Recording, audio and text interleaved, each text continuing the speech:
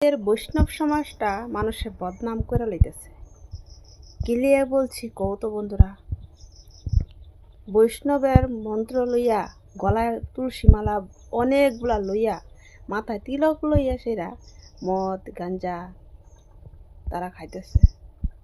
কইতেছে কি যে নিমাই আছিল না, বহুত বড় ভক্ত, আগে কিন্তু মদ খাইতে বলে, সে তারা উদাহরণ দিতেছে, তার উদাহরণ দেয়।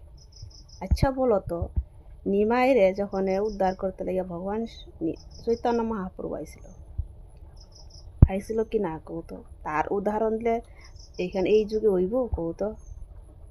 ভাই তোমরা বৈষ্ণব ধর্ম যে নাই তোমরা রাখতে না পারছো, তবে এইসব কেন করো? আর মানুষের মনের ভিতরে কেলে গিয়া ভ্রম তৈরি করো যে বৈষ্ণব মানুষ খারাপ। সব বৈষ্ণব মানুষ কি খারাপ? এই পৃথিবী যে মানুষ সব আছে সব কি খারাপ কৌত? সবার মধ্যে কি খারাপ লক্ষণ আছে? অনেকে ভালো আছে। এরকম কিছু লোকগুলাই বৈশ্য সমাজটারে যে খারাপের উদ্দেশ্য দিকে লইয়া যায়, বুঝছ? তারা ভাবে আমরাই বড় বৈষ্ণব, আমরাই সব থেকে বড় মানুষ, নিচে হইতে চায় না। বৈষ্ণব মানে কি? সব নত হইতে লাগবে, ক্ষমা করতে লাগবো। তুমি তোমার মধ্যে যদি ক্ষমা না থাকে তো তুমি কেমন বৈষ্ণব হইবা, কেমন ভক্ত হইবা?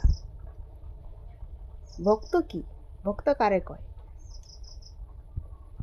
ভক্ত সবাই আছে। ভগবানের প্রিয় কয়জন হইতে পারে কৌত?